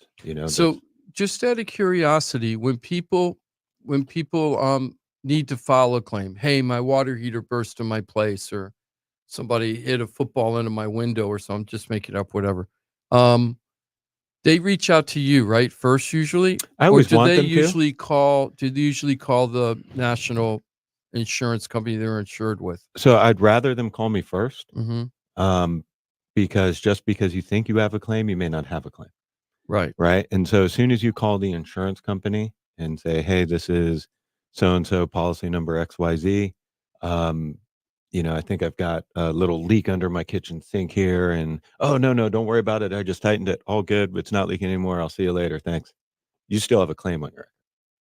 And that could affect you in the future That when could you go, when you even get a if renewed nothing policy and stuff, happened. even Yeah. nothing happened. So even if you think you have a claim, I want you to call me first, Mhm, because it may not be a claim, mhm. and it may be something that's going to cost you $500 to fix, which is going to be below any deductible we typically have Right, anyway. anyway. Right. So you call and tell them, and even if you call and tell them what's going on and they say, well, it's going to be below your deductible, it's a claim Mhm. no matter what. So I always want you to call me first. so it's generally better not to have a claim, and so Correct. if it's not necessary to start that process because for whatever reason, don't do it. Right. Exactly. So Yeah. when people If your house recently, burns down, call the insurance company, 7:00 at night, what I mean? yeah, you know when you know you have a claim. Yeah. What happened? The reason why I'm asking you this, in today's world, not 2 years ago, but with the new regulations, and people tell you, hey, I had this problem, that problem with my house. Do you see them getting any kind of different service from the insurance companies? Meaning, like, Is it easier? easier, or is it harder? It could be harder too, right? No, I mean, part of the regulations where they really strengthened, the restrictions on or guidelines or timeline for insurance companies to respond, and the communication. And then if it's, like a breach of contract, or you can sue the insurance company. But from my opinion, it seems like it's working. It's working, yes. So I've had people call me and say, hey, my roof is old. My neighbor got a new one. And I said, well, I don't think that's going to work today. What happened to it?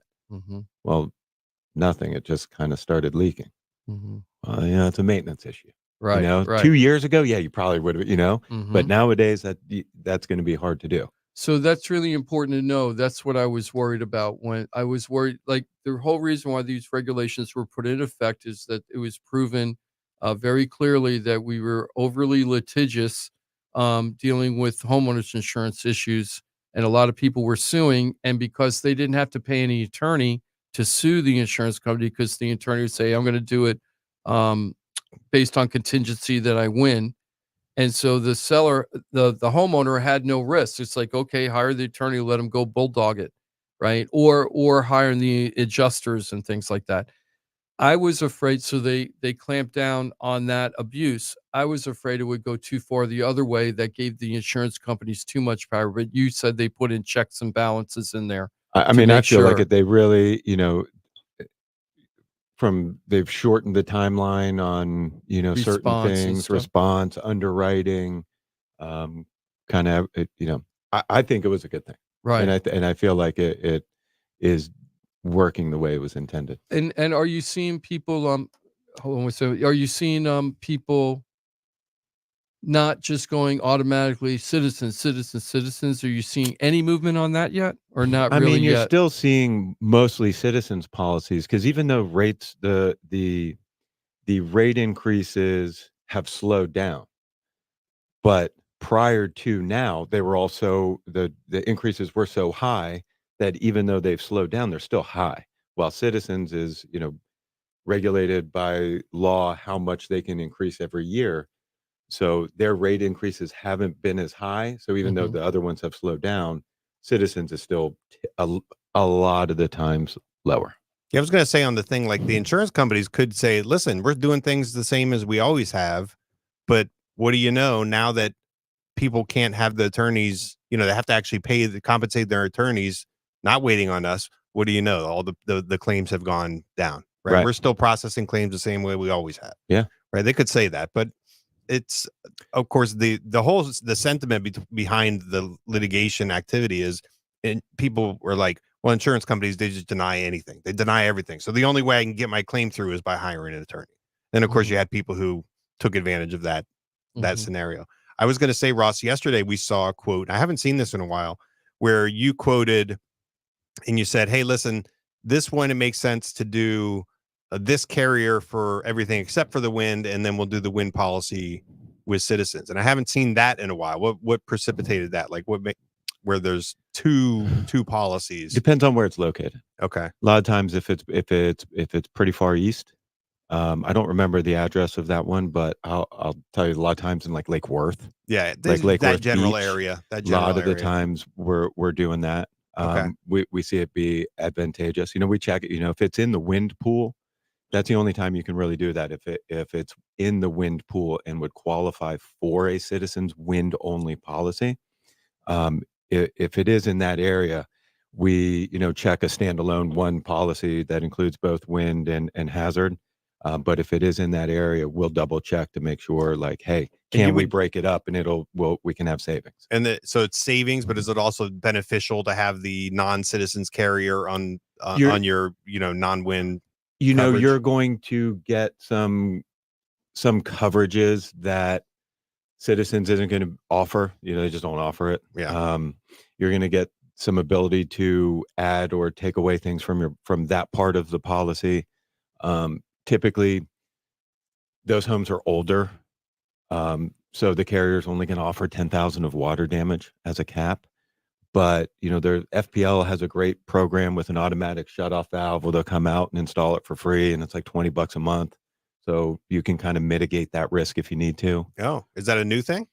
I don't know how new it is, but one of my carriers is giving you a huge discount if you do it. So I became more aware of it. One of my carriers is giving you a huge discount. If you do, it's a significant discount on their premium. And then also, I think because you're doing it with them and through them, it's only $9.99 a month for the first year. It's FP&L does it, or the water utility? It's through FPL Home. I know that. And so basically, they detect the leak and will cut off the main. We'll cut it off. Yeah. Oh, And so and it's it'll give you measuring alert your on your usage or phone. It's an something. app. Yeah, it's Oh, based okay, on cool. flow. That's It's pretty cool. and it's a Moen device. Right. It's a Moen device. Hmm. And you gotta pay shower for or that? plumbing. That seems You don't like pay for the install, which has to be done by a licensed plumber. Oh. And so Although it in seems- that scenario, now I'm starting to say, hey, check this out. Even though this doesn't come with full water damage, here's a way to mitigate that. Just due to the age of the home, unless you go full citizens, will you have the ability to get full water damage? Because Citizens has their preferred vendor program, where if you use their preferred vendor at the time of a water claim, they'll pay whatever. But if you say, hey, no, man, I only trust my guy, they're only going to give you 10 grand. So you have the ability to get full water damage with Citizens. That's very cool. And some other good news on insurance about like things getting more normalized, if you will, in Florida, is the property insurers are reporting that their reinsurance companies. So let me explain that. It's called sometimes they call it catastrophic insurance.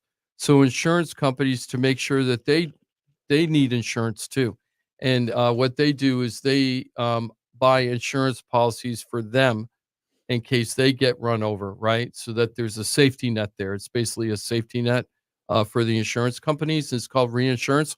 I didn't even know about reinsurance until I was a newspaper reporter and covering like a city in Boynton Beach or something. And reinsurance turned into a really big issue for them because they were having police officers that were in a lot of trouble back then. There was a lot of craziness going on. This is 30 years ago. But they couldn't get good employment insurance for that department because they felt that the employees were like too much risk and they were having too many internal affairs complaints and lawsuits from citizens and things like that. So the insurance policy was being affected for the city. And so reinsurance is a way for insurance companies to be protected during like a big one. They're saying that the insurance companies are reporting that their reinsurance companies they go to get the policies are hopeful and optimistic that things are looking pretty good and that things are normalizing. Because the reason why we went through this, one of the reasons why the state legislature created these rules was because the insurance companies were telling the legislators that the reinsurance companies weren't giving them good rates because of all the legal abuse going on. And they said that shouldn't be done that way. So I just think it's kind of interesting to watch behind the scenes, the checks and balances, and like how the insurance companies were being squeezed by the reinsurance companies. You got to do something about this legal stuff. Then they went to the insurance board. You got to do something about this legal stuff. Sure. Do you look at it that way, Ross, or do you have a different opinion? Yeah. I mean, it everything that they did in 2022, I think has helped. Because if you look at prior to that, right? In 2022, Hurricane Ian grazed Miami, right? Grazed Miami. It didn't hit Miami. There's more pending choice of words there. There's more pending lawsuits for claims from Hurricane Ian in Miami County than there is in Collier, Charlotte, Come on. and Lee counties combined, Come on. where it was a direct hit. Come on. I don't even know what to say about that. Right? So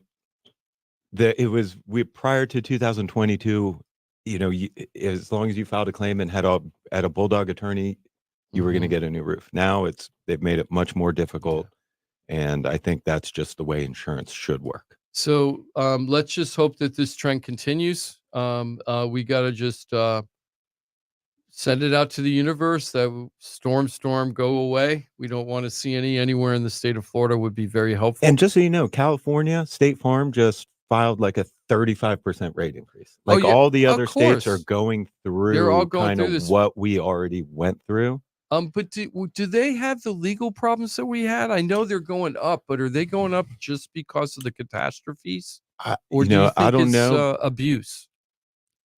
I think there's, I don't know any other states' tort laws or, or anything like that, but it seems like it's elevated in the risk. national groups that I kind of follow. It seems like this is happening everywhere.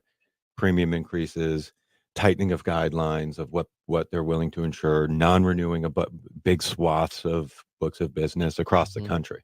So, with the national carriers, right? Because they basically their the carriers their that revenue don't base here. is so wide that they can basically select the risk areas that they want to write in. Yeah, right? Because it's just when you have a 34% increase, on an $800 premium. Yes, it goes up significantly, but when you have a 20% increase on a $3,000 premium, we're already high. So any increase is always going to be exaggerated. We're not exaggerated, but multiplied a little. If you don't mind, we're going to switch over to talk about the $10,000 and how to use it. Okay. We're talking about that, but just a really quick news blurb here.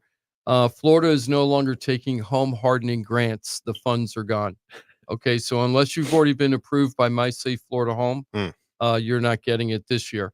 That's very, very common. We had a call. I want to give a shout out to Rick. Rick has been a long, long time listener to the show, called us many, many times about questions on real estate as we try to refer people out to us.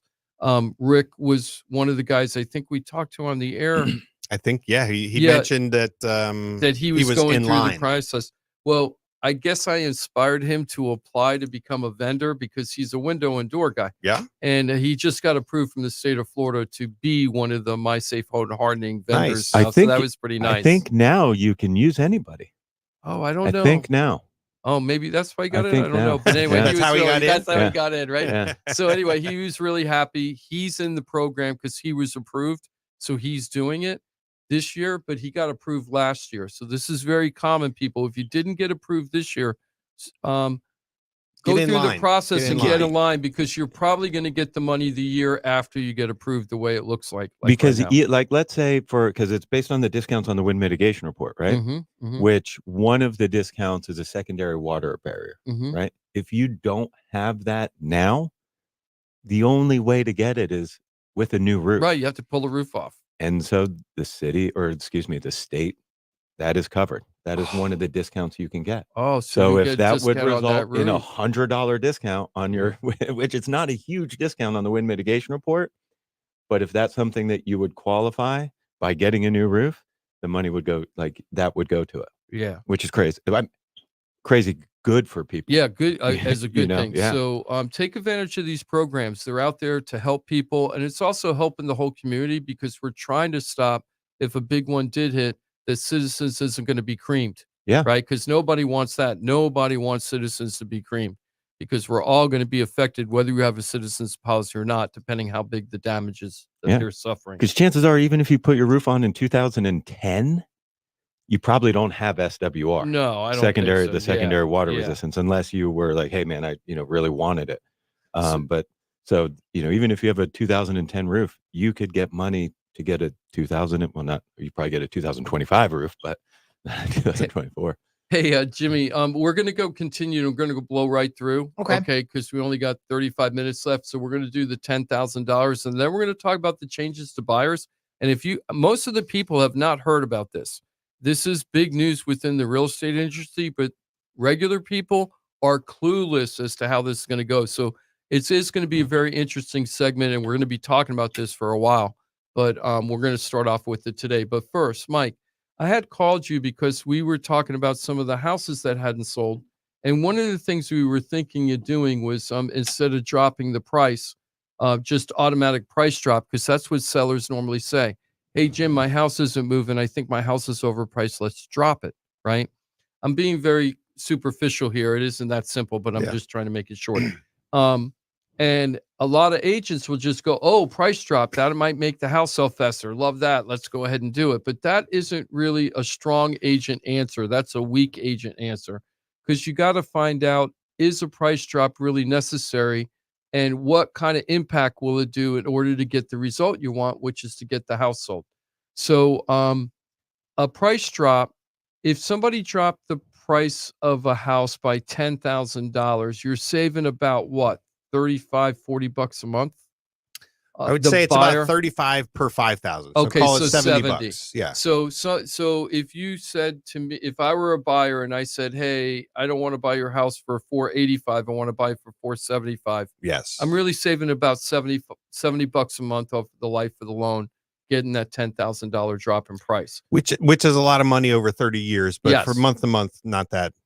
Right. not It that isn't make or break for usually, most people. For usually, most right. people, it isn't make or break. So another way you can use the $10,000, right, would be to use it to help pay for down payment and closing costs and prepaids, correct? Yeah. So like your traditional seller credit, and you use that money to reduce the funds that have to come out of your own funds, right? So if I needed $30,000 on the buy side of the transaction, if I got 10 from you, I only have to bring 20. So Right. that leaves 10,000 in my pocket. So that keeps essentially. you 10,000 in your pocket, Yeah. right? Yep. So that would be another option. But then if you were doing that, you'd still be paying the list price and you're paying $70 more a Right. month because you're paying the full price and you're not getting the discount on the mortgage. But you got 10 grand in the bank. But you got when it's 10 all grand said in the and done. bank, right? Yep. Which is about 10 years of $70 payments, because you figure 70 times 12 is about $900 a year, rounded off to 1,000. Yeah. So it would take you $1,000 to eat up that 70 grand. Do you know what I mean? It would take you 10 years. 10 years, 10 years. I said of the $10,000. Yeah, if you took that 10,000, left it in the bank, and then extracted $70 a month, you got about 10 years of that $70. Yeah. Yeah. Okay. So that would be another option. Now, what about buying down the interest rate? Because we have such high interest rates now. Yeah, that's a good one What too. would happen if you paid $10,000 to buy down the interest rate? So this is kind of what you tasked me with, with looking at, and it's hard to do because buying down a rate is always a percentage, right? So 10 grand is what percent of the loan amount. Mm-hmm. So the way I did it is essentially for 2% in points, meaning, so if you're borrowing $400,000, Mm-hmm. 2 points would be $8,000. Right. So 2 points or 2% of your loan amount would probably buy your interest rate down. And again, a caveat, this will vary from buyer to buyer. This isn't universal. Mm-hmm. Depends on the loan type, depends on talking number of concepts. factors. But Right. conceptually, 2 points in fees would buy down your interest rate 1%. So for example, you could go for that $8,000, you go from 7% to 6% on your 30-year fixed rate. Mm-hmm. Now, how much? Go ahead. I'm sorry. So then that 1% drop, what does that get you? At a $400,000 loan amount, it's about $70 a month. It's about 10% of the payment, like payment to payment. So if the payment were $3,000 Mm-hmm. at 7%, you can expect it to be about 27. $2,700 at 6%. But that's $300 That's $300 a versus month. 70 versus the Yes. same 10,000. The same 10,000. You're getting $300 savings on your mortgage payment by in this fake example. That's right. For $300 savings on the mortgage payment by buying down the interest rate versus just taking 10,000 off the house and then using Keeping the 10 grand in prevailing your interest pocket. rate. Yeah. That's a big difference. You're saving $230. And there's, a lot of people are talking, Jim, about the 3-2-1 buy down, where you Mhm. kind of go, let's say that's the base rate is 7%, and 10,000 isn't enough to do that buy down, but the buy down was you're going to be paying 4% for the first year, 5% the second year, 6% the third year, and then 7% for the remainder of the term, Mhm. which is reminiscent of those teaser rates before, because you get a payment that's affordable now, and then you expect that your income's going to increase, whatever. It's going to be more affordable for you. Mhm. So that's one way of using this seller funds. I never preferred that over what I'll call the permanent buy down, which is to take your 2 points and buy down to 6% for the Mhm. life of the loan. Like, to me, that was always a better, more stable, more kind of like fiscally conservative decision. And it made sense financially over the long term. So the question is always like, in my mind, it's extract as much as you can from the seller and then decide what to do with that money. Mm-hmm. And so your options are this, like keep cash in your pocket, which may be important for, maybe there's some repairs that you need to do right away. Maybe there's Right. some moving costs that Right. you would really just like, maybe it's just, hey, we're moving. This is a big moment in our life. It's nice to have some extra money in the just bank, in a little case. nest egg, a little Yeah. emergency fund, a little whatever it is. Like, you're Mhm. becoming a homeowner, you'll start to see little costs that you didn't maybe have before. It's just part of being a homeowner. So Mhm. that nest egg can be important. So that's definitely one way. And that's, I would say, a lot of the times people say, I want that money in my pocket. Like, it's for me right now, the payment, not so important. The cash in the bank is important, which is why DPA is super helpful and everything. But you could also take that money and do something else with it. You can buy down interest rates. You can do permanent buy down, temporary buy, the 3-2-1 type buy down. And understanding this and having these kind of conversations with your mortgage broker, your loan officer, and your real estate agent are really high level conversations that you should be having that can save you a lot of money and give you more power in the decisions you're making, and also make things a little easier and smoother. Another question related to all this, let's say that the seller wants to give me $10,000 to do what I want with the money, right? Either one of these three things. But I am using a Hometown Heroes program where they're giving me 5% of the loan anyway to help pay for down payment and closing costs. can I get money from the seller and the state of Florida in order to You can do my deal? You can. Now, you won't have the option to do the rate buy downs with those programs because those rates are set by, Florida Housing, kind of the behind the scenes stuff. So you can't buy down the rate. So the only thing you use the money for in that case is to reduce your cash requirements. Mm-hmm. And so the answer is, yeah, you can combine those things. Now, there are going to be, there's only so much money required on the buy side of the transaction, right? So there's down payment, closing costs, prepaids. And so that's going to be some number.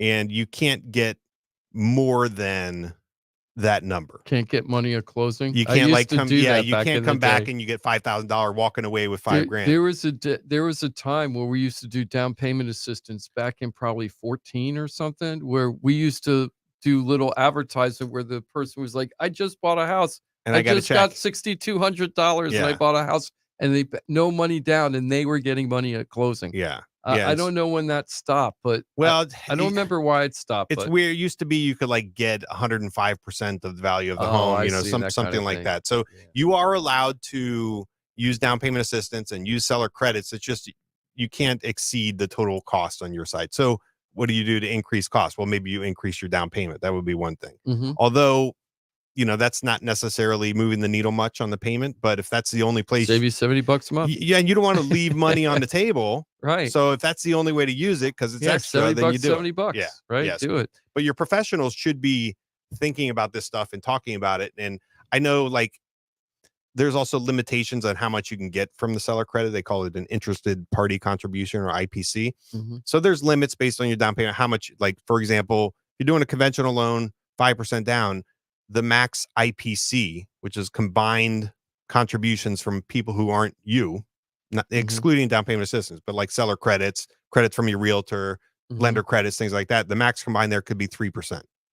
So can't be more than 3%. Can't be more than 3%. So if you negotiate, a $30,000 credit, but your limit is $15,000, well, you can't do that. You got to figure out some combination of a price drop or whatever, so that you're taking advantage of what the seller's offering, but also within the guidelines for what's allowed. If you're a buyer and you've been very frustrated and you feel like there just isn't, you can qualify for a mortgage, you have money for down payment, but you just can't get from A to Z, you got to pick up the phone and give us a call, or go to Florida Talk Real Estate. We're at 888-973-7828 or floridatalkrealestate.com, and just contact us. There are so many openings right now for buyers in order to buy right now, and everybody is so doom and gloomy, and really they don't realize that they're walking around with rainbows and unicorns to a certain extent. I don't want to go too crazy right now, but this has been the best buyer's market right now. We are in the midst of the best buyer's market that I've seen since the last time, I guess, was 2018. Yeah, I was gonna say it's not that long ago. No, but, it was 2018. 5 or 6 years ago. We're being real. I'm not trying to exaggerate. We're just being real and telling you what's happening in the market. So this is the best time to buy, as far as not competing with people, sellers being very motivated to work with buyers in order to get the property sold. This is a great time for that. And you're not hearing that message out there. You're just not hearing it. All you're hearing is so expensive, so expensive, so expensive. Tough. It's tough. Times are tough. But the thing is that it is tough. But if you know where to go, you're going to get what you want and probably get a good deal. There are going to be people that are buying right now, which people think is a really, really horrible market. And 3 years from now, they're going to look very, very smart. They got seller concessions from the buyer. They had I'm just using an example. Oh, I used down payment assistance. Oh, my seller gave me $10,000, right? So I did all these things with all that money and blah, blah, blah. And oh, by the way, it's 5 years from now, my house just appreciated 15%. We got to come up with some acronym or some sort of catchy name for this concept that we talk about all the time, which is be prepared. Be in it, be watching, have the information you need to make decisions. You can sit back and wait, but know what you're waiting for. Targeted, all of those concepts that we talk about, which are really critical, I think, if you're a buyer or you're a seller. We got to come up with some catchy name so we don't have to explain it over and over. We just say it's a dart, or just something I think Tiffany and I, we've invented this term because we're not married, but we live together, and it's hard to explain that. So is this your wife? And some, yeah, it's my wife or my husband, but We call it LTH now. What's We're that? living together happily. That's our acronym. Living Yeah, we're together happily. LTH. We're LTH, right? So then you have to explain what the hell that means. But it's but we need That something is like cool. that. Yeah, we do. You know, Jim, before we switch to the other topic, just real quick, Mhm. because we talked about that 10,000 and you were approaching it like, how can I attract buyers Buyers with attention the- on my listing? Like what Mhm. is going to attract the eye? And of course, I'm always my pragmatic, like, Jim, it's off seller credit. Like, hey, we're giving you 10, you do whatever you want with it. You can do this, you can do that. And you're like, no, but that's not like, that doesn't differentiate me from. So what is it that buyers or buyers agents are going to see in a listing that's going to make them look at that and say, wait, hey, this is a good opportunity for you. You should take a look. I actually feel like it's the buy down for the interest rates, to me, is like the most enticing thing, because there's so many people saying interest rates is what's stopping them from buying. So if they can go from 7% to 6% and not pay for that, Yeah, or $300 a month. and save $300 a month, to me, that seems like value. Jimmy, That's you're incredible. laughing, right? Yeah, that's incredible. could That's a be the- no-brainer. That to could me. be the difference between qualifying and not qualifying also. absolutely. So Right. if people are on a budget, right? But So it's not necessarily the best use of those funds. But how do you advertise that? well, You're like, hey, I think get your that'll get payment. them in the door. Then if Yeah. they decide none of my houses are like this, knock on wood, well, not knock on wood, because I don't care if they're in good shape or not good shape, but all my houses are in very good condition. I don't have any fixer-uppers right now. The only one I have is already under contract. So everything's in really good shape, ready to move in, Yeah. like happy. But if I had a fixer-upper, right, somebody might say, you know what, I'd really like to have that buy down, but I need this 10,000 because I'm really going to need to put it into the house. I know as soon as I Sure. move in, Yeah. because a lot of things people don't think about is very common surprise things that happen. Appliances do break because they are tested by the inspectors. They run the cycles on everything, but a lot of times used appliances will unexpectedly break right after you move in or very soon after. A lot of times you end up cleaning your AC system, acid washing the AC system, cleaning the ducts maybe or something like that. Like unexpected little things like honeydew things that you might end up doing Sure. that might get caught in. But I think we're going to start advertising it as reduce your interest rate, seller offering to reduce buy down for the interest rate, but then explain that they can use it for any Yeah. different ways. But I think the interest rate is what's going to get them to the door by pushing low interest rate on this unit. Come call and ask for the details. Interesting. All Okay, right. so let's talk about the National Association of Realtors for only about Ross, this 10, affects 15 you minutes. because you're a realtor, right? Aren't you? Yes. I mean, I technically have my real estate license. I don't Yeah. know if I would refer to myself as a realtor. Can he? It's funny. Hey, if he signed I'm a up and he member. took the oath, then he Yeah. can do it, right? If he took the oath. I think So- I use my right hand though. Yeah. Oh, you So, only use the yeah. left hand or whatever. Yeah, or raise my whatever. left Oh, hand, put my right yeah. hand. I don't. So Fingers crossed. this is very complicated, and it's very hard to explain that even some of the top people in the country are having a hard time explaining this. But there were a series of lawsuits that have been going on for about 5 years now that were suing the National Association of Realtors and the Multiple Listing Service, saying that they were colluding together to artificially increase costs, which in effect raise prices for consumers in the home buying process, and they wanted it stopped. The Department of Justice, about 5 or 6 years ago, were really heavily investigating this. Then the last administration shut it down. Then this newest administration kicked it back open, and the lawsuits went through. And all of these were sellers suing as a class action in multiple states. Okay, these were done in Kansas and some what we call the breadbasket states, and they were saying, "Hey, I was a seller, and I was never told that I didn't have to offer a buyer's commission, and my seller, my agent, because the MLS requires this, forced me to decide how much I wanted to pay a buyer's agent before I even put the house on the market. And I don't even know what offer I'm going to get. And now I'm locked in offering a real estate commission to an agent I don't know, who has a buyer I don't know, who is turning an offer I don't know what it's going to be yet. And I don't think that's fair. I think it should be negotiated as we go through the process. Well, in real life, that's always been the way. You can negotiate the real estate commission, even if you have it on the MLS saying, I'm giving 5% real estate commission or whatever you're offering the buyer's agent. When the offer comes in, that commission is negotiable. If you don't like the offer, you're not satisfied with the terms, you can negotiate the terms of the real estate commission at that time too, if you want. But it wasn't made very clear as what the rulings were, and they wanted it all changed. So in the effect of government is here, I'm the federal government and I'm here to help you. Now I'm going to tell you about the new regulations, which are going to be a little wacky. But this wasn't the government's, right? This was part of the settlement. So it's a settlement that they agreed to. It's a settlement with the federal judge. Okay, a federal judge is overseeing it. And the Department of Justice is saying, we don't even agree with this. We think things should be different. So we're not even out of the woods yet. But yes, this is a federal thing. So the Department of Justice saying you haven't gone far enough. And now they're relooking at everything. So they're telling the court system, we're not satisfied that this went far enough, but they haven't said what else they want to do. Yeah. Yeah, I know, right? So here's how it's going to work starting August 17th. Okay. Well, let me tell you how it works now for real estate commission. Okay. So I'm going to use both of you guys. So Mike is selling his house. I meet with Mike. He wants to hire me as the listing agent. We go over the listing. We talk about the price we think we're going to list it for, what we think we're really going to sell it for. What are my proceeds going to be? Right. And we do a seller net sheet, but the seller net sheet is also involved. You can't determine that until we know what the real estate commission is going to be offered. So I used to say to Mike, and this has been my script for 12 years. So Mike, now we're down to page 3. Listen up. This is the important part. Okay. This is where the real estate commissions are. So we're talking about the money now. Okay. This is what you need to know, Mike. In Florida, it's the wild, wild west.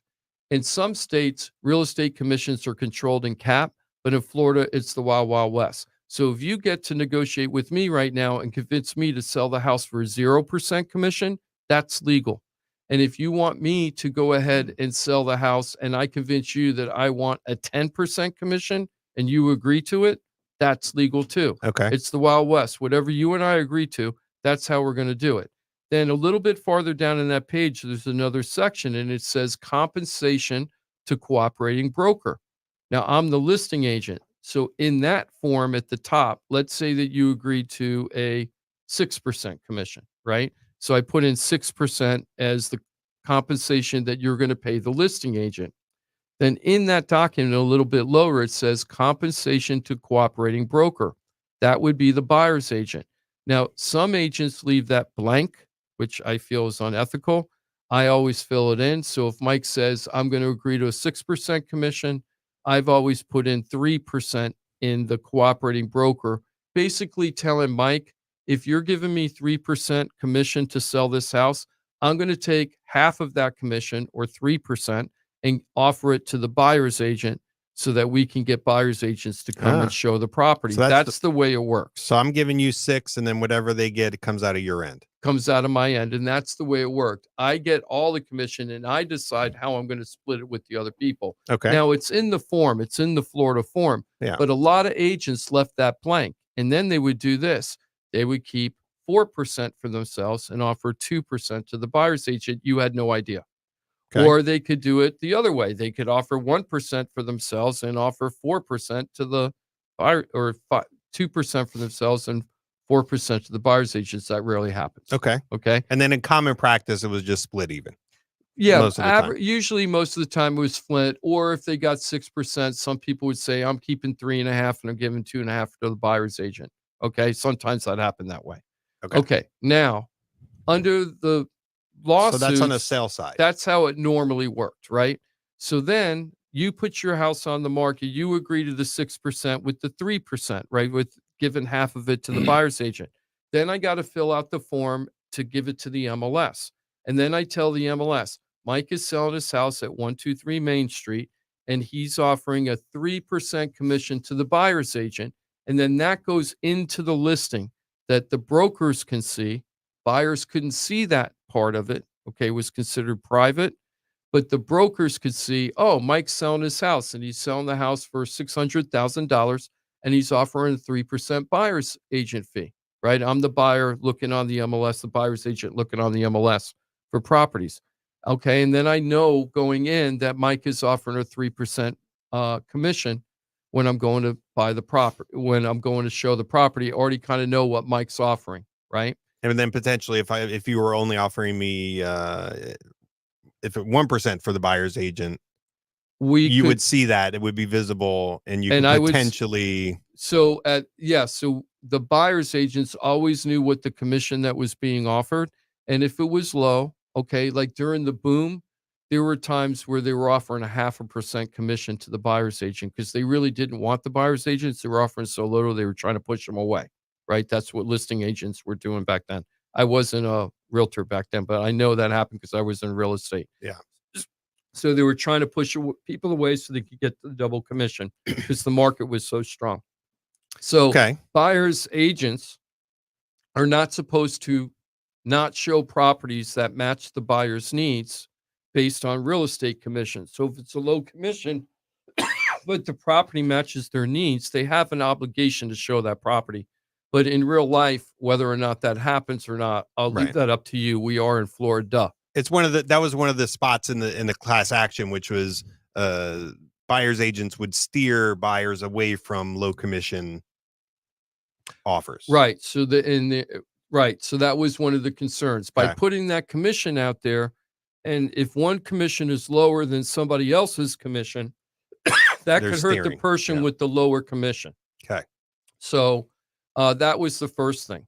Now, the other thing that happened, what realtors could do, and we've done it many, many times, and Mike knows this, if we were acting as a buyer's agent and we saw a low commission and my buyer wanted to see the property, we would still show him the property.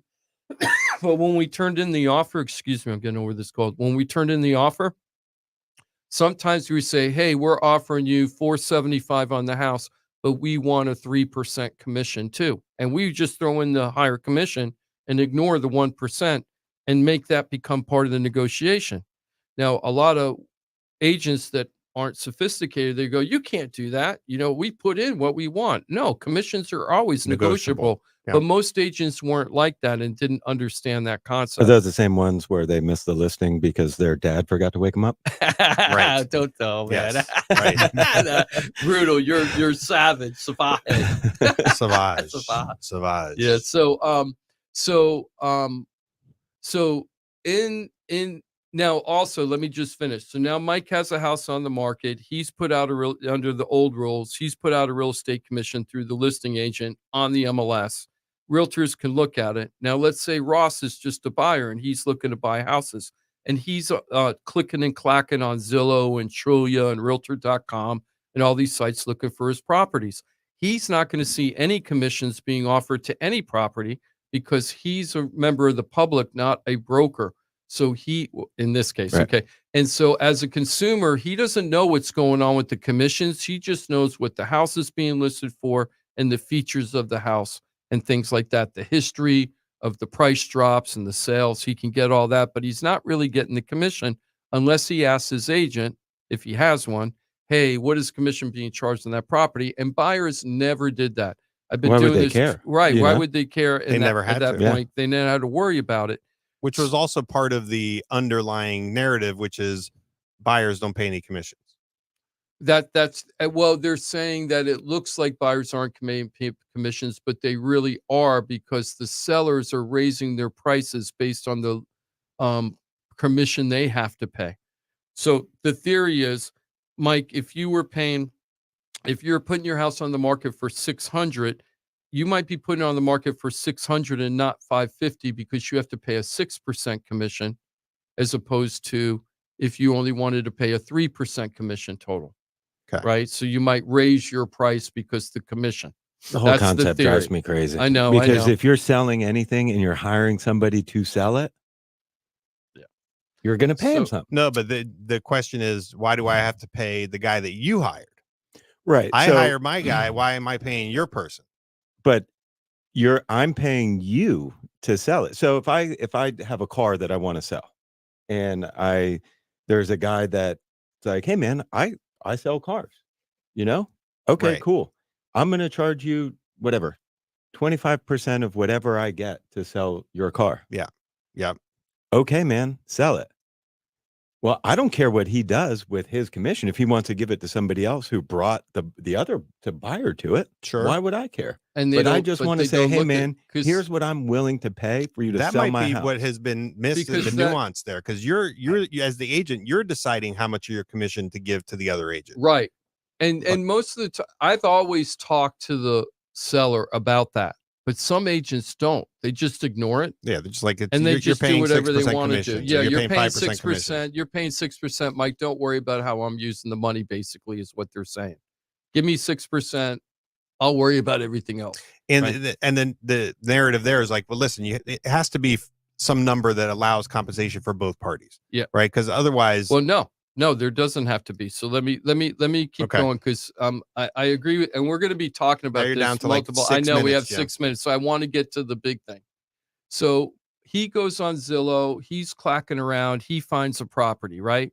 So most of those portals do not really easily show you who the listing agent is. So 99 times out of 100, if Ross doesn't have an agent, he's going to look at what agent is connected to the advertising on that property and then call that person. Oh, Jen DePola's there. I might not be the listing agent. I might be paying Zillow to be placed on that property.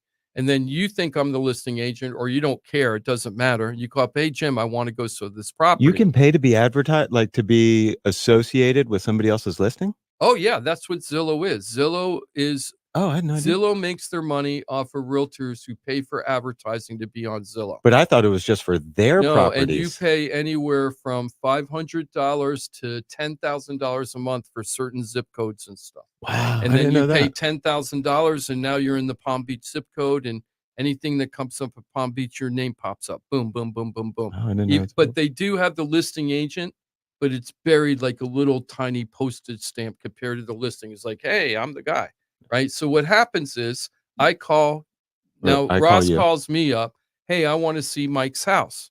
Normally what would happen is, well, I'm a good agent. I would vet you to make sure that you're qualified to buy the house first. But they go, okay, Ross, I'll go meet you at the house. Let's go over Mike's and see if you want it. Now, what you're doing in that point is the buyer's agent is trying to build a relationship with, quote, a lead, in hopes that if they don't buy Mike's house, that I wow them enough and like them enough that they see value, that they want to hire me full time and not just go on to the next Zillow advertising agent they see on the next property. Yeah, you want to be their right? exclusive So buyer's that's agent. the way it used to work. Okay, now the way it's going to work now, Mike puts his house on the market with me. Mike agrees to pay me 6%. Let's do everything the same. Mike still agrees to pay 6% real estate commission. I put it on the MLS, but the MLS is not going to let me tell you if Mike is offering anything to a buyer's agent. It's going to be blank. No commission information, period. It's not going to be there. I may be allowed to put in the broker remarks. I don't know about the public remarks that everybody could see, but broker remarks that that Mike is offering seller contributions. I can't say a commission. I have to use the word seller contributions to the buyer, period. Just seller contributions. That's the terminology I have to use. And I have to put that out there. So now Ross goes and look at a property, and he's a buyer just like before. He's click-clacking on Zillow. He sees me on Zillow. He calls me up. Jim, I'd like to go see Mike's property. Great, Ross. I'd love to go show you that property, but we can't walk inside. I am not legally allowed anymore to walk inside and show Mike's property to you until you sign an agreement with me that I am your buyer's agent. And that buyer's agent agreement now has to have how much commission I want from you. So I'm going to say to Ross, I want 3% commission to do this deal. I want 2% commission to do this deal. I want a $1,500 flat fee to do this deal. And that's going to eat into my closing costs. You have to sign it, or I can't walk in the door to the house with you. I'm not allowed. Okay, I'm not allowed to go into the house unless you sign an agreement with me. You don't know me from Adam. You just called me off of Zillow. You're trying to meet me at the house just so I can open up that door. Now you're making a decision. Are you hiring me to go in? Because if you don't, I can't. I'm not allowed. So you can write these agreements. I'm going to get into the agreements next week because we're getting long. But next week, we'll talk about the way that the agreements be written. Yeah. It could be for just that one house. You could hire me just for that one house, for that one showing. You could hire me for multiple things. But then it gets crazier. Let's say that you did hire me and then we go find a property, not on Zillow, on the MLS. And it's like you and me go, hey, Mike's house would be perfect for you. You've already signed an agreement with me, right? Well, I then and let's say that we agreed that I'm going to be paid a 3% commission. But what I'm going to tell Ross is, as the buyer's agent, Ross, what I'm going to try to do is get you the lowest price possible. The reason why you're paying me is I want to get you the lowest price possible with the best terms. And one of those terms is I'm going to ask the seller to pay our real estate commission. So when we turn in that offer, I'm asking for a 3% commission. And if the seller agrees to that 3% commission to me, you don't have to pay me anything. They're going to pay it.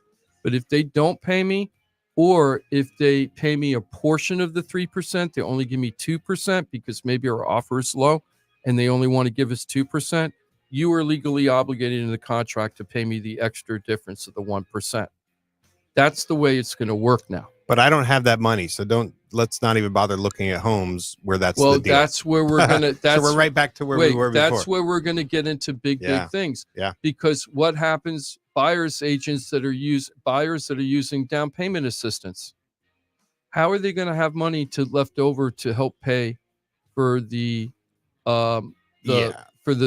agent? So there are some regulations now that are going into effect to help with this. Real estate commissions under VA and FHA loans can be part of the closing costs. They weren't allowed to be. Now they're allowed to be part of the closing costs. So down payment stuff can be used. No, Mike, you're saying no? I read that they said yes. They're just not counting it towards you remember I talked earlier about the IPCs or the interested party contributions. So they're not considered in that number. Part of that 3%. So if that limits 3%, if you're receiving a commission from the seller, if the seller's paying the commission, it doesn't count towards that cost. So but there's a can of worms that we still haven't got through yet. Yes. Yeah. So let's just leave it off here. But here's what you got to know. Starting August 17th, sellers are no longer to advertise their real estate commissions to other agents to help them get buyers for their property. But you know where I can advertise your real estate commission that you're offering, Mike? In code? I could do it in Zillow. Oh. I could do it in Trulia. Okay. I could do it in Realtor.com. I could do it on my personal website.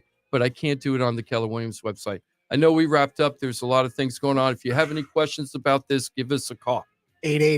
888-973-7828. Does this all sound a little confusing to you? Because it might to some people. There's a lot of different scenarios there. And obviously the rules are changing and it's coming up soon. So you need an expert like Jim to help you through those times. Experts like Ross in the insurance industry, experts like Mike in the mortgage industry. That's the team that you get with FloridaTalkRealEstate.com. Jim, have a great weekend. Thank you, sir. Thank you for everything today. Ross, have a great weekend. Thank you. You do the same. Michael. My man. Thanks, everybody. Oh, I will. Despite you now. My cornhole partner. Cornhole for life. Me and All Jim. right. Don't go anywhere. We got the locker room coming up with Greek, Joe, and myself. We're going to talk a little bit of sports. We got just got through the halftime for baseball season, so we'll get into the second half, and we'll talk some other sports going on as well. Don't go anywhere. Right here on Real Radio.